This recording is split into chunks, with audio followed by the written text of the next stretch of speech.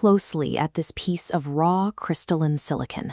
It is the physical bedrock of global computing, the literal foundation of modern digital infrastructure. Yet, in its pure, unaltered state, a silicon crystal is actually a terrible conductor of electricity. Material scientists refer to this pure, unblemished structure as an intrinsic semiconductor. Silicon's resistance lies in its geometry.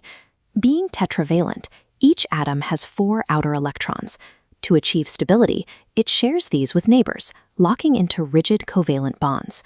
With every electron committed to this grid, no free electrons can carry current. Room temperature introduces a destructive physical variable into this perfect crystal: thermal energy. Ambient heat causes the lattice to vibrate. Occasionally, this thermal energy strikes with enough concentrated force to violently break a covalent bond and eject an electron. Liberated, the electron jumps to the conduction band, finally free to drift and carry electrical current. But its departure leaves a physical void in the structure, a localized positive charge defined as a hole. This process always creates an electron-hole pair. For every single free electron generated, exactly one corresponding hole is left behind. Because they are born together, intrinsic silicon remains perfectly symmetric. The concentration of free electrons will exactly equal the concentration of holes. Relying on ambient heat to generate conductivity yields no engineering utility. The environment dictates the current flow, and the one-to-one symmetry offers no directional control. To harness silicon for computation, engineers must permanently break this one-to-one symmetry. They do this through doping, the process of intentionally injecting highly specific chemical impurities directly into the pure lattice structure. Once subjected to this process, the material is reclassified. It is no longer intrinsic. It becomes an extrinsic semiconductor. This is a microscopic procedure. Introducing just one impurity atom per million silicon atoms drastically multiplies the material's conductivity. Doping allows engineers to dictate the electrical behavior of a crystal by embedding carefully calculated flaws into its structure. The first method of doping utilizes pentavalent atoms, elements like arsenic or antimony that carry exactly 5 valence electrons. In an atomic swap, a pentavalent atom is forced into the lattice, replacing a silicon atom. 4 of its electrons form covalent bonds, integrating into the grid. The 5th electron, lacking an anchor, detaches and drifts into the conduction band. Because this impurity permanently contributes a free electron to the lattice, it is classified as a donor atom. Flooding the lattice with donor atoms saturates the material with free electrons. In this state, electrons are classified as the majority carriers. Ambient heat still generates random holes, but they are vastly outnumbered, relegated to minority carriers.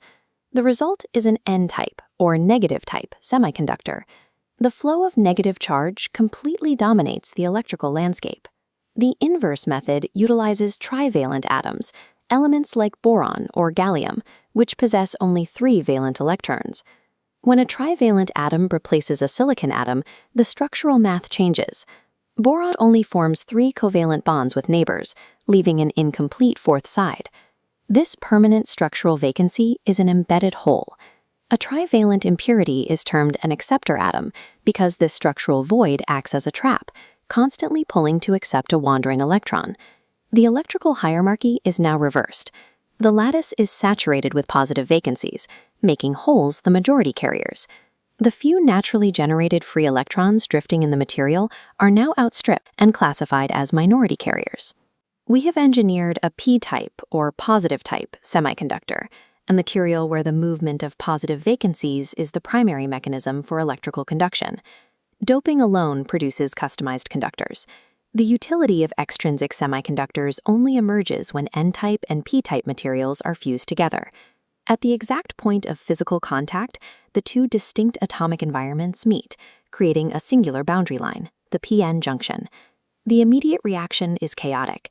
Driven by the massive imbalance in concentration, free electrons on the N side naturally bleed across the border into the p side. This rapid physical migration across a concentration gradient is called diffusion. As the electrons cross the border, they immediately collide with the waiting empty holes in the p-type material. they fall into the traps, and the opposing charges permanently cancel each other out. This creates a permanent consequence in the atomic lattice. The N-side atoms near the border lose their electrons, transforming into a stationary layer of positive ions. Conversely, the p-side atoms accept those electrons, transforming into a localized layer of negative ions. Fusing these doped materials triggers a reaction that self-assembles a solid wall of static electric charge right at the junction.